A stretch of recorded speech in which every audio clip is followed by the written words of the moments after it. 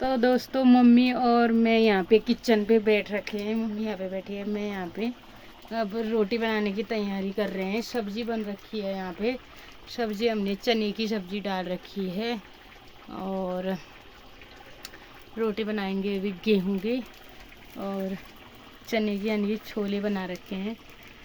और भैया और जतिन ऊपर है, दोनों भाई ऊपर बैठ रखे हैं। हम छोटा सा किचन है जो मेरे पापा ने बनाया है, छोटा छोटा सा किचन यहाँ पे मास्क लगने से। बहुत ही बढ़िया। आज मैं पूरा कितने 10-20 दिन के बाद आग वाला खाना खा रही हूँ। 10-20 दिन हो गए लगभग मेरे को घर से आए हुए, तो आग वाला खाना खा रहे हैं हम बहुत टाइम बाद, मम्मी और मैं, पापा भैया हम सब मिल के। अब मम्मी थोड़ा खटीमा जा रही है, तो क्या पता दोस्तों मैं यहाँ रह सकती हूँ कुछ टाइम के लिए या नहीं भी रह सकती हूँ। अभी कुछ पक्का नहीं है मेरा फिलहाल, है ना मम्मी। मैं रह भी सकती हूँ, नहीं रह सकती हूँ, रह सकती हूँ गोबर निकालने के लिए। और रोटी तो पापा बना लेते हैं, थोड़ा गोबर निकालते हैं तो दया जैसी आ जाती है। क्या पता रह भी सकती हूँ, नहीं भी रह सकती। अभी कोई कन्फर्म नहीं है, वो मेरे पे डिपेंड कर रहा है कि मैं रहूँ या ना रहूँ। अभी मैंने अच्छे से फाइनल नहीं किया है, मतलब सोचा नहीं है, क्योंकि दक्ष का स्कूल है। रोज डेली यहाँ से गाड़ी में मुआनी अप डाउन करने में थोड़ा वो हो जाता है ना दिक्कत। थोड़ा छोटा ही बच्चा है अभी, अकेले छोड़ने जैसा भी नहीं है। अगर पापा रोज़ अप डाउन करेंगे ऊपर नीचे तो एक दिन का 100 रुपये लगेगा, और 10 दिन मुझे यहाँ रहना है तो कितना लगेगा। अब मम्मी देगी तो रोज़ अप डाउन करूँगी, अगर नहीं देगी तो भाई मैं अपने पति के पैसे खर्च नहीं करूँगी।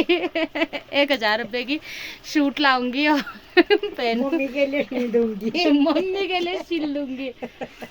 मम्मी के लिए सिल दूंगी, मम्मी लगाएगी। ठीक है। और ये वाला सूट भी मैंने मम्मी को मैंने सजेस्ट किया कि मम्मी क्या कहते हैं, अब सूट पहन ले, साड़ी कब तक पहनेगी करके। तो मम्मी सूट पहनने लग गई जब मैंने मम्मी को बोला। तो ठीक ही है, साड़ी में भी बहुत अलबलाट टाइप का हो जाता है। वैसे तो मम्मी मैक्सी पहनती थी घर में इधर उधर जाने वक्त साड़ी, पर मैंने आजकल सब लोग अब सूट पहनने लगे तो मैंने कहा मम्मी चल तू भी सूट पहन ले, तो मम्मी के लिए सिला है। तो ये देखो मेरी मम्मी कैसी लग रही है यहाँ पे सूट। अब मेरी मम्मी खटीमा जा रही है, वहाँ भी हमारा घर है दोस्तों, वहाँ भी हमारा घर है। मेरी भाभी वहीं रहती है, दादा वहीं रहता है, भाभी के बच्चे वहीं रहते हैं, और वहाँ भी हमारा घर है और यहाँ भी घर है। अब यहाँ भैया रहेगा, वहाँ दादा रहेगा, ऐसे हम लोगों ने बांटे हैं घर।